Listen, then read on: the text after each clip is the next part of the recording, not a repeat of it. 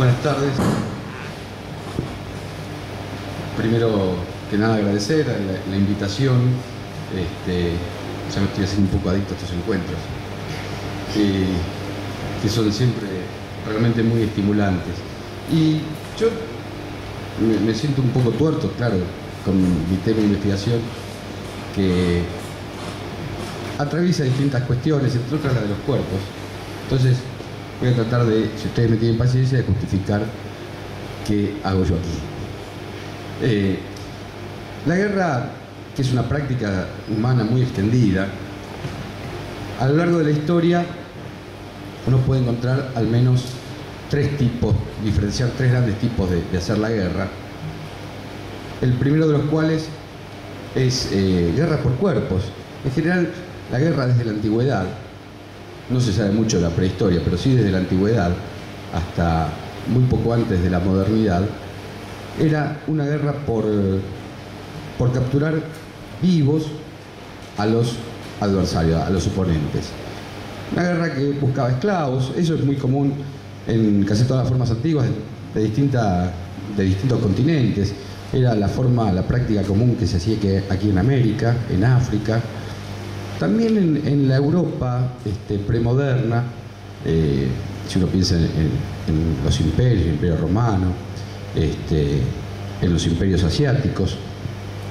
Es decir, era una guerra no letal. No se buscaba matar a la gente, sino más bien amedrentarlos, bueno, herirlos, pero herirlos levemente, y capturarlos vivos y en buenas condiciones, porque tenían que ser esclavos, eran tomados como esclavos. Esto es una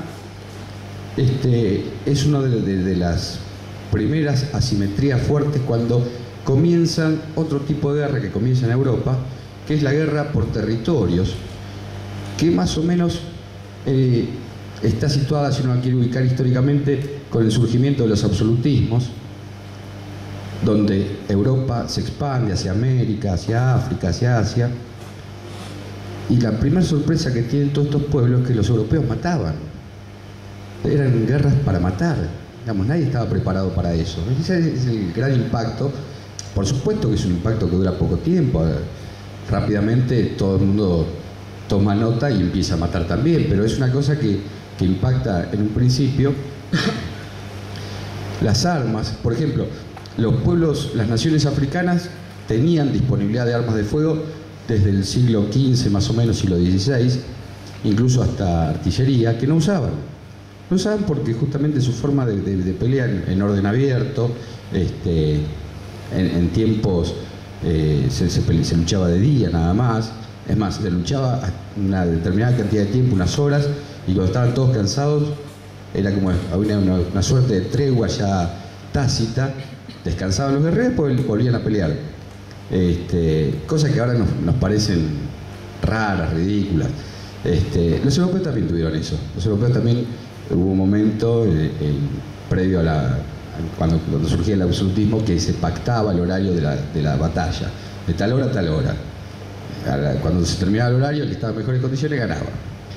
Bien, las guerras territoriales, es decir, la guerra por el control del territorio, se desarrolla fuertemente con la modernidad.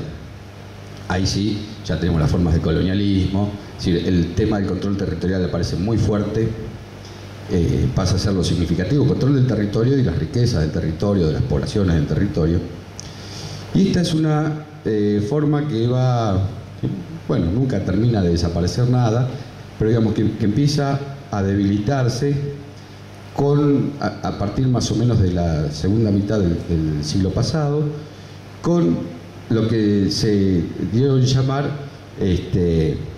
a partir de la Guerra Fría, la guerra por pensamientos y sentimientos, que en realidad la forma en que lo llaman ellos, los propios teóricos de la guerra, es por mentes y corazones. Es, en principio, por eso me remito al tema de la Guerra Fría, es un tipo de guerra contrainsurgente que va a tratar de captar las voluntades. Hay una anécdota de un coronel norteamericano que estaba en El Salvador y que en su instrucción decía que el único territorio por el que nosotros peleamos son los 15 centímetros que van entre una oreja y otro de la cabeza del campesino. Es el único territorio que les interesa. Este tipo de guerra, la guerra por mentes y corazones, tiene una serie de especificidades. No es una guerra que se libre con el armamento tradicional, con el gran despliegue de poder de fuego, sino que se hace fundamentalmente y dentro de lo posible a través de operaciones encubiertas, es decir, por vías disimuladas de espionaje, de operativos de inteligencia. Es una guerra relativamente intemporal, es decir, no se puede establecer claramente cuándo empieza y cuándo termina una guerra de estas. Son más bien modulaciones, hay momentos de mayor intensidad de la violencia y momentos de menor intensidad. Es una guerra omniespacial, es decir, se desarrolla en cualquier punto del planeta, a diferencia de las guerras territoriales, que era claramente un estado contra otro. Acá la guerra contra el insurgente se va difuminando en el espacio. Hay una gradualidad de la violencia, no necesariamente se aplica poder de fuego de manera masiva, más bien tiende eso a ser algo que se vaya calibrando de acuerdo a las necesidades. Se desarrollan, yo puse acá, parámetros éticos por fuera de la legalidad. La legalidad es una legalidad construida de acuerdo a parámetros que ya no existen. De hecho, hay toda una... están los convenios de Ginebra sobre el tratamiento de prisioneros, sobre cómo se debe actuar en una situación de guerra. Pues bien, nada de esto, la realidad sobre la cual fue pensada eso no es la realidad sobre la que transcurren las nuevas formas de guerra, y por lo tanto los parámetros, la ética en función de la cual se desarrolla esta nueva guerra no se condice con las normas legales.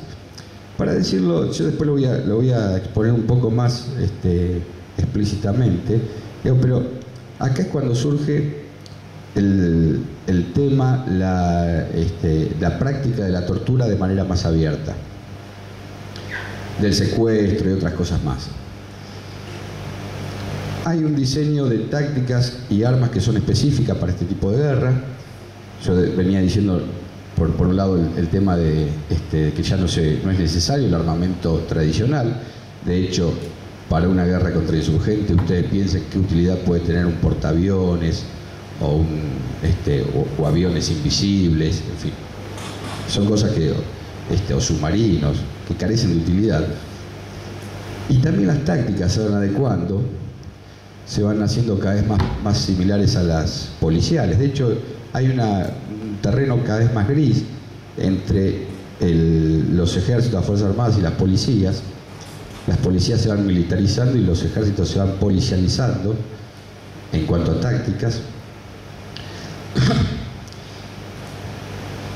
Y todo esto se hace, entre otras cosas, porque empieza a ser un problema muy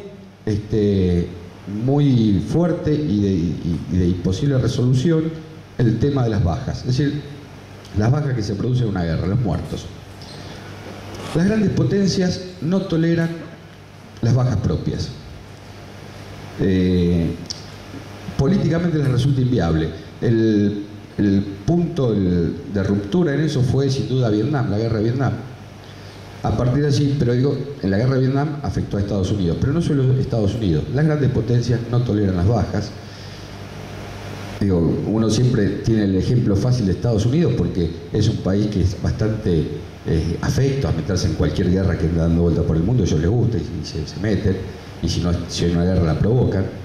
Entonces siempre es un ejemplo fácil, pero digo, lo que estoy diciendo para Estados Unidos vale para cualquier otro país desarrollado. La intervención en Somalia, que era una intervención en realidad de Naciones Unidas, cuando la participación de Estados Unidos deja de ser tal, se tiene que retirar de Somalia, cuando matan a 18 soldados. Si no, los mató, hubo un enfrentamiento muy fuerte, murieron se calcula alrededor de 1000 somalíes. Digo, se calcula porque nadie se tomó la molestia de contarlos, y 18 norteamericanos, que esos sí fueron contados. Pero como esos muertos fueron televisados, Clinton, el presidente entonces, tuvo que retirar a las tropas de Estados Unidos de Somalia. Así directamente no pudieron sostener una guerra con 18 muertos, con 18 bajas propias.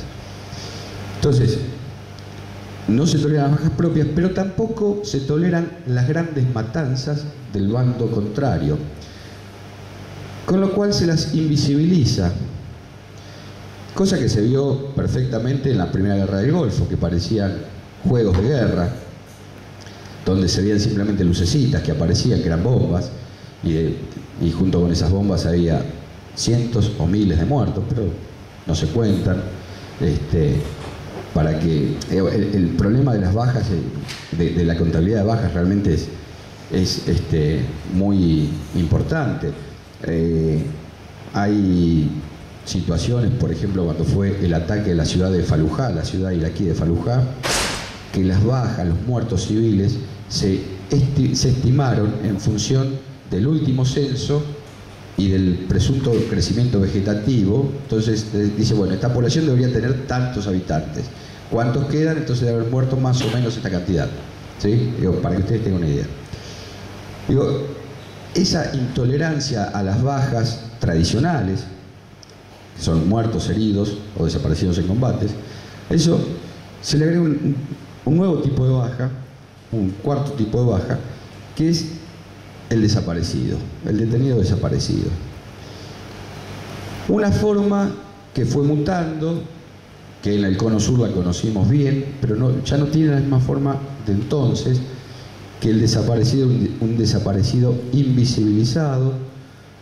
Ahora más bien los desaparecidos son visibles, se los puede ver en Guantánamo.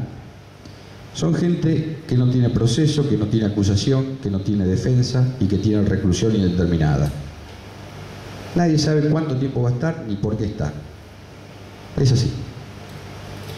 Es más, como no hay una figura legal, entonces, porque, bueno, ¿qué son? ¿Prisioneros? No, prisioneros no son. Detenidos tampoco. Entonces se habla de combatientes enemigos. Son combatientes enemigos. No encaja en ningún cuadro jurídico. Por eso los tienen en Guantánamo y no en Estados Unidos. Digo, Guantánamo, que es lo más visible. En realidad hay toda una red de cárceles clandestinas, sobre todo en Europa del Este, también en algunos países del norte de África. Y no pueden estar en Estados Unidos, porque en Estados Unidos tendrían que estar en calidad de detenidos, es decir, que deberían tener un abogado y una acusación. Entonces, bueno, tienen en Guantánamo, que es un territorio fuera de su país. Sobre el diseño de tácticas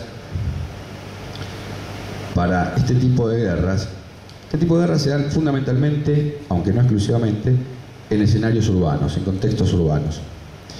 Esto significa que, por un lado, lo que comentaba antes, se usan cada vez más tácticas policiales, que siempre se tiende, aunque cada vez con menos éxito, a generar una dependencia política a través de la ayuda económica. Y el primer problema es construir un mapa de la insurgencia, quiénes son los combatientes enemigos, y diferenciarlos, si es que se puede, generalmente no se puede, del resto de la población civil. Esta indiferenciación lo que provoca son grandes cantidades de muertos en la población civil. Generalmente se suele hablar de daños colaterales, ¿sí? Cuando dice, bueno, tiraron una bomba en un jardín de infantes, son daños colaterales. Cuando uno mira, siempre, insisto, en base a estimaciones, acá no hay contabilidades precisas, en base a estimaciones, las bajas que se produjeron en las últimas 2 décadas, un poquito más de 2 décadas, 2 décadas y media casi, desde el 90 en adelante, el 95% de los muertos fueron civiles. Es decir, que no puede pensarse que es una categoría residual, que son bajas colaterales. Más bien uno debe tender a pensar que son el blanco principal. Tampoco es una novedad absoluta. Ya en la Segunda Guerra Mundial se había empezado a bombardear ciudades que no tenían ninguna importancia ni estratégica ni militar. El caso de Dresde, en Alemania, que fue bombardeado por los británicos como bombas incendiarias, una ciudad medieval. Bueno, el caso del genocidio en Japón, en Hiroshima y Nagasaki, que no sé por qué nadie lo llama genocidio, que fue eso. entre tantos otros. Es decir, uno podría irse inclusive un poquito antes en el tiempo y pensar en la ciudad de Guernica, bombardeada por aviones alemanes. Digo, siempre uno va a encontrar algún ejemplo antes en la historia, pero empieza fuertemente en la segunda mitad del siglo, donde crecientemente la población civil es el principal blanco. Y actualmente yo diría que es casi excluyente, el blanco excluyente, es decir, es primero los civiles y después vemos si podemos matar a algún otro. Esto hace que sea muy complejo tratar de ganarse una población a la que a la vez se la está exterminando. Por eso tienen mucha preocupación estas fuerzas, las fuerzas estatales, en el tratar de entender lo más posible a estas poblaciones. Para que ustedes tengan un dato, en el año 2003, si mal no recuerdo, la Military Review, que es la revista del ejército, la revista oficial del ejército de Estados Unidos, hizo una convocatoria de artículos abierta a cualquiera sobre 31 temas, de los cuales 28 eran de ciencias sociales. Ellos quieren entender y recurren a las ciencias sociales. Y acá, digo, hay otra cuestión. Aprenden de las ciencias sociales. Nosotros solemos ver bastante claramente, o poder identificar bastante claramente a la gente de la ciencia de la salud, psicólogos, médicos, psiquiatras que trabajan para las Fuerzas Armadas. Y nos cuesta ver, pero también hay, y digamos, y con mucho desempeño, sociólogos, antropólogos. Hay algún estudio sobre los antropólogos implicados en las Fuerzas Armadas. Nunca he visto ninguno sobre los sociólogos. Politólogos, comunicólogos. Digo, las ciencias sociales hacen sus aportes también. Digo, uno siempre piensa que está en el lado más cómodo, y también tenemos algunas ropitas sucias que lavar. Entonces, están muy preocupados con estas cuestiones y en lo posible tratan de recurrir a la ciencia como parte de su armamento. Ahora bien, yo quiero dividir la exposición acá en ver el cuerpo en principio como objeto de tratamiento de la guerra y después el cuerpo como modelo. Las tres formas que, en que voy a proponer esto de los tipos de tratamiento del cuerpo son las torturas, las nuevas formas de tortura, las armas a distancia y las intervenciones químicas. La tortura, uno cuando piensa en tortura está pensando fundamentalmente en una persona que es sometida a descargas eléctricas, que eso es tortura, por supuesto. Pero no es la única forma, de hecho, no es la forma más corriente actualmente. Hay dos formas, que una es la privación sensorial y el otro es lo que se llama el sufrimiento autoinfligido, que son los que más se usan actualmente. La privación sensorial surge de un experimento que se hizo en el año 51 en una universidad de Canadá, financiada por la CIA, que agarraron 22 estudiantes, les pusieron unos anteojos negros, guantes, los acostaron en un lugar con absoluto silencio, ¿sí? Digamos, uno diría que estaban físicamente cómodos. En más o menos 48 horas, todos digamos, los estudiantes dijeron no seguimos más, y habían empezado a desarrollar alucinaciones que dicen que son compatibles a las que produce la mescalina. A partir de ahí la CIA empezó a tomar nota de que es la mejor forma para destruir a una persona, la privación sensorial. Destruye, independientemente de la fuerza de voluntad, la formación política que tenga, la privación sensorial destruye a las personas. Y el sufrimiento autoinfligido es una forma, si ustedes quieren, refinado o poco más avanzada de la privación sensorial, que es como se lo mantiene generalmente: prisioneros aislados, de pie, encapuchados, es decir, con privación sensorial, pero aparte parados y sin poder dormir. Con lo cual se le transfiere la responsabilidad de lo que siente al sujeto. Es decir, bueno, yo estoy así porque no hablo, ¿sí? Con lo cual se le genera angustia, se genera culpa. Es decir, el sufrimiento parte del propio sujeto sufriente, que si ustedes quieren la forma más perversa de la tortura. Estas son las formas que además tienen la ventaja, entre comillas, pero ventaja al fin, de no dejar huellas físicas.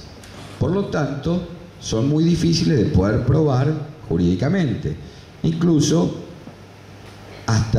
son difíciles de encuadrar jurídicamente en muchos casos, ¿sí? Es una forma de tortura que escapa a los cánones de lo que uno entiende por tortura o de lo que era la práctica corriente de la tortura en otra época. La otra cuestión son el diseño de nuevos sistemas de armas. Se han desarrollado desde hace unos cuantos años lo que se las conoce muy poco, las armas escalares. Se dice que desde los años 60 más o menos los rusos habían empezado a experimentar con armas escalares y actualmente sí hay evidencia de su uso por parte del ejército de Estados Unidos en Afganistán. Las armas escalares, ¿qué hacen? Son armas electromagnéticas, ¿sí? Hay una... En Afganistán estaban usando unos rayos que dicen que tienen efectividad entre 15 y 5.000 metros en ese rango, pero hay ideas de hacer algo mayor. Ya hace unos cuantos años que está en Alaska un complejo de antenas del proyecto HARP, que además uno puede visitarlo por internet porque tiene su página oficial, que son antenas que emiten rayos hacia la ionosfera, rebotan en la ionosfera y caen. Dice que, a ver, ya uno entra ahí en un terreno muy difícil. Yo esto lo he hablado con un físico que conoce mucho el tema y me decía, mira, es muy difícil que todo esto tenga precisión. Es decir, estas cosas se pueden hacer, lo que es muy difícil es medir el alcance, ¿sí? Tener el efecto buscado. O sea, hay que esperar a que lo calibren bien, es una cuestión de tiempo. Y también se comentó en su momento que fue la forma de capturar a Noriega, que se había, cuando fue en el año 89, cuando el golpe en Panamá, Noriega se refugia en la vicaría y aparentemente empezó a tirar, a emitir rayos de forma tal que no lo podía soportar Noriega. Esto se hace en base al tema de los rayos, estas armas así de corto alcance, hasta 5 kilómetros, que en algunos casos pueden producir sensación, dicen ellos, de quemazón en la piel. Habría que ver si es solo la sensación. Pero fundamentalmente atacan el cerebro porque se usan en distintos rangos. Acá yo tengo un cuadro de qué rangos de frecuencia trabaja nuestro cerebro.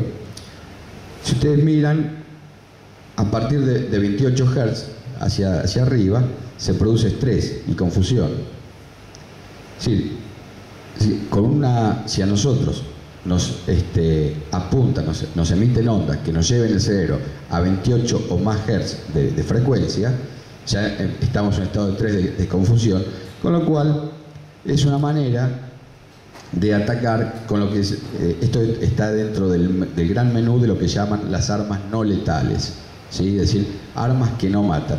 No matan dentro, digamos, algunos capaz que se muere, pero no es demasiado importante eso. Es decir, son armas que están diseñadas para paralizar, para confundir, para dominar, obviamente, y nadie sabe muy bien qué efectos tienen a largo plazo.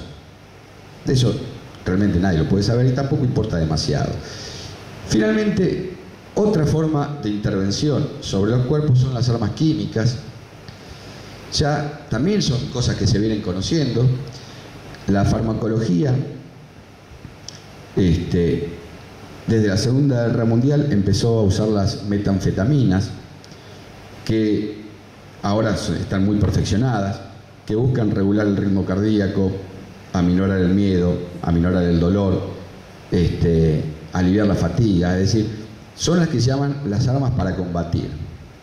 Si ustedes vieron alguna vez, no me acuerdo cuál era la película de Michael Moore, que mostraba, una de las películas que hizo sobre el ataque a Irak, que mostraba las escenas dentro de un tanque, en un momento de ataque, que van escuchando rock and roll furiosos y van con mucha adrenalina, claro, y hacen tropelías ahí, producen cualquier tipo de matanza, digo, están muy excitados, están sobreexcitados justamente farmacológicamente. Pero ¿qué pasaba? Esto tenía un problema. El efecto buscado era producir una gran carga de violencia. El problema es que los combatientes después bajan Y bueno, ahí había todo tipo de inconvenientes, el estrés postraumático, bueno, el hecho de que muchos combatientes finalmente pierden la razón y empiezan a hacer algunos empiezan a ocasionar problemas dentro de Estados Unidos. Esto se subsana aparentemente a partir del año 2002 con la metirapona, que es una droga, llaman la droga del olvido. Es una droga que provoca una amnesia selectiva. Hicieron una prueba con un grupo, bueno, como se suele hacer, ¿no? Con grupos de control. El experimento fue, dividieron a un grupo de gente en 3 grupos, y les relataron una historia con cosas bonitas y cosas realmente muy desagradables. A un grupo no le dieron nada, a otro grupo le dieron una dosis, al otro grupo le dieron dosis doble. Al mes, todos recordaban la historia, pero los que recibieron dosis doble solo recordaban las partes agradables de la historia. Ninguno recordaba nada de las partes desagradables. Entonces, esa droga es lo que empiezan a suministrarle a los combatientes al regreso de las misiones.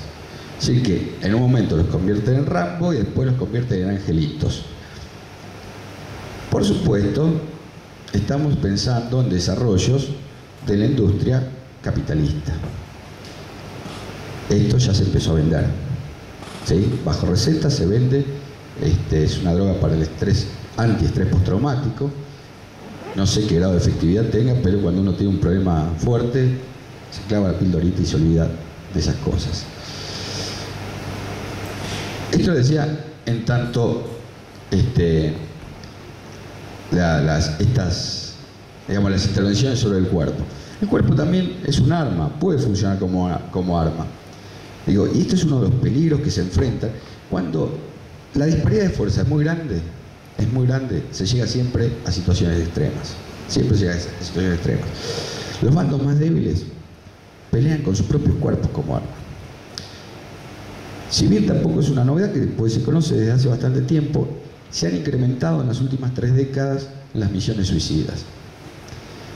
En contra de lo que generalmente se cree, en estos datos. Las organizaciones islámicas han provocado 1/3 de las misiones suicidas que se contabilizaron entre el 81 y el 2003. Más de la mitad está hecha por organizaciones seculares. Y bueno, hay un margen de que no se sabe muy bien la organización o que no se sabe quién lo hizo, el carácter de las mismas. Sí, las misiones suicidas son producto de un cálculo racional y estratégico de una organización. No siempre se da cuando una organización está acorralada. Hay veces que se produce cuando una organización está en expansión. Es decir, fíjense el cuerpo desarmado, recordando aquella vieja noción, si yo mal no recuerdo, era de Leibniz, que el cuerpo es el último lugar de resistencia. Era Leibniz, es el último lugar de resistencia. Digo, ¿cómo se ve en el caso frente a todo el despliegue tecnológico, ¿sí? O cómo se potencian los cuerpos, cómo se modelan los cuerpos para la guerra, sea para destruirlos, sea para fortalecerlos, cómo el cuerpo, en este caso de los bandos más débiles, es el propio arma. Y esto a su vez tiene como respuesta, desde el lugar de los países más desarrollados, en que extremada esta precaución, este horror hacia las bajas, se está comenzando a sustituir a los cuerpos, es decir, tratando de sustituir al combatiente. Entonces aparece el cuerpo como modelo. Una de las cosas que se han desarrollado son también, que no es una novedad, lo de la inteligencia artificial, pero el proyecto Calo es un proyecto que está financiado por la DARPA, que es la Agencia de Proyectos de Investigación Avanzada para Defensa. Ustedes no sé si escucharon hablar alguna vez del Echelon, el proyecto Echelon. Echelon es un satélite, ahí está el Echelon, no recuerdo ahora el europeo, hay un similar europeo, que captura cuanta cosa ande en el espectro. Es decir, ustedes mandan un mail, un mensajito de texto, lo que sea, el Echelon lo captura, ¿sí? Lo único que estaba exento era el fax. Por eso mucha gente volvió a la vieja tecnología del fax. El problema que tenía el chelón es que ¿quién analizaba toda esa información? Era imposible, humanamente imposible. Entonces se empezó a desarrollar justamente el Calo, es un dispositivo que busca, es un dispositivo de inteligencia artificial que, fíjense, busca organizar y priorizar la información, preparar y gestionar la información. Sí, cuando estoy hablando de un dispositivo inteligente o de inteligencia artificial, me refiero a un software que tiene capacidad de autocorrección, de autogestión. Sí, es un software que aprende, ¿sí? Que en la medida en que va trabajando, va aprendiendo y va desarrollando más funciones. Mediación de las comunicaciones humanas, es decir, es muy interesante cuando uno ve la explicación de cada una de estas cosas. El Calo sirve para, en tiempo real, en una reunión, va grabando y va identificando el rol de cada uno de los miembros de la reunión. Quien tenga ese dispositivo puede tener una línea argumental a seguir, propuesta en el momento por el software. Digo, es una cosa impresionante. Administración de tareas, es decir, organiza, bueno, hay que mandar mail, administra todas las tareas. Programación y razonamiento en tiempo real, lo que estábamos hablando. Asignación de recursos, es decir, es el secretario o la secretaria perfecta. Bueno, vuelvo a lo anterior, vivimos el capitalismo. Esto fue desarrollado entre el 2003 y el 2008. El Calo se usa ahora en los dispositivos de Apple. Fíjense, en el iPhone 4S, el iPhone 5, el iPad Touch 5, el nuevo iPod, el Trapit, que es un software que hace desde hace mucho que existen los software que se llaman rastreadores, que van buscando las preferencias de los usuarios. Bueno, lo hace en tiempo real, ¿no? Y finalmente un calendario inteligente que si realmente no sé bien en qué consistirá, lo he visto por ahí, pero cómo se transfiere al mercado inmediatamente lo que es tecnología militar, no, digo, de manera, si ustedes quieren, entre comillas, desmilitarizada. Los robots. El Big Dog, parece un perro, parece un caballo, después le agregaron un brazo mecánico. Tiene el desplazamiento como si fuese un animal. Esto lo hacen para reemplazar o para, no necesariamente sustituir, pero por lo menos sí para asistir soldados en combate. El brazo mecánico justamente se lo pusieron para que pueda arrojar cosas. Es decir, te alcanza una mochila, te revolea una mochila, va de un lado al otro. Fíjense que tiene patas con sensores para que se pueda desplazar en cualquier terreno, ¿sí? Si puede trepar, puede hacer cualquier cosa. Otro robot que parece de Robocop, que está pensado para situaciones de máximo peligro, puede actuar no bajo fuego de bala, sino dentro del fuego, dentro de la llama, en un incendio. Puede hacer operaciones. Se desplaza sobre, fíjense lo que serían los pies, los brazos. Se puede desplazar en cualquier terreno también. Y bueno, son desarrollos que están financiados por DARPA, por esta agencia, ¿sí? de proyectos avanzados de investigación en defensa, y que en el caso de los robots todavía no se han comercializado, pero hay que darles una oportunidad, ya se van a comercializar. Y finalmente, esto que se ha hablado mucho, que son los drones, los vehículos aéreos no tripulados, se están usando mucho en Asia. Si es un avión que puede observar o puede atacar, se han desarrollado drones de ataque, fíjense el tamaño de las personas. Con lo cual, nuevamente, es un aparato el que ataca, no hay nadie visible. El dron se opera desde Estados Unidos, una pantalla.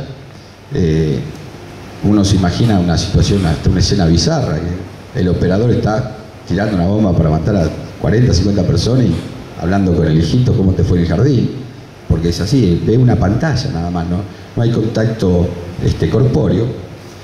Y su versión comercial, que es el MiCam, que tiene, fíjese, el tamaño de una palma de una mano, que sirve para seguir a cualquier persona.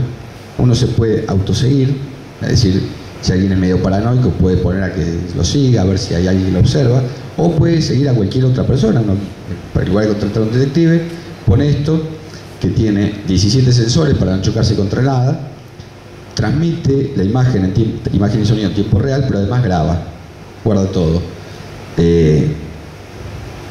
Claro, 1984, algo que se quedó cortísimo, cortísimo. Digo, porque esto es lo último, ya con esto cierro, así me atengo al tiempo. Cuando uno piensa en todo esto y piensa y dice, bueno, es un gran hermano, en realidad no hay un gran ojo, hay múltiples ojos. Pero no es cierto que todos tengamos la capacidad de mirar, no todos tenemos los mismos ojos. El capitalismo que ha necesitado, que ha desarrollado el Estado-Nación, con el cual construyó legitimidad para la explotación, construyó una legalidad, pareciera ser que ya no es que se desembarace el Estado, pero sí que el Estado ya no lo es todo, y que puede comenzar a tomar, en tanto clase capitalista, no como personas, sino como clases, puede empezar a tomar la gestión de algunas cosas que antes estaban inexcusablemente en la mano del Estado, como por ejemplo el control, o por lo menos la aspiración a tener el control, el monopolio legítimo de la violencia. La violencia, vemos, se está traspasando al ámbito privado. Yo lo he tocado acá, el tema de las compañías militares privadas, pero uno lo podría poner. Y este tipo de cosas que están, fíjense, yo estoy marcando cosas que quedan a mitad de camino entre lo civil y lo militar, entre lo público y lo privado. Pareciera ser que estas categorías ya no nos ayudan a pensar la realidad tal como es, sino que la realidad se va transfigurando y uno debería transfigurar también su cabeza tratando de adecuarla a la realidad. No sabemos si son públicas o privadas, si son militares o civiles, está todo a mitad de camino. También está a mitad de camino la guerra como fenómeno, ya no es un Estado contra otro Estado, ya no es una guerra que empieza tal día y termina en tal fecha, que se libera en tal territorio.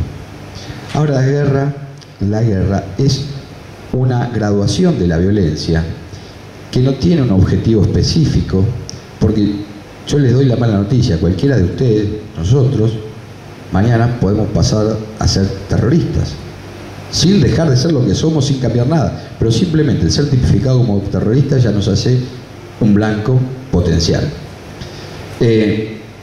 Entonces, la guerra tiene esa graduación, o se va desarrollando como un nivel gradual de violencia que aparece y desaparece, que no tiene un territorio fijo, es decir, que nos invade en la cotidianeidad. Afortunadamente en el Cono Sur estamos bastante lejos todavía como para tener que padecer esta situación, digo, todavía. En otros lugares del mundo esto ya es algo más cotidiano, donde digamos, lo que prima es la incertidumbre, donde no puede haber ningún proyecto a mediano plazo porque no se sabe, digo, y donde todo es y no es, todo está en ese terreno que a nosotros nos resulta difuso, nos resulta gris, nos resulta opaco, y que vamos a tener que, quizás zafemos nosotros y la próxima generación se tenga que hacer cargo, pero alguien se tendrá que hacer cargo de volver a pensar estas cosas con otras categorías. Nada más, gracias.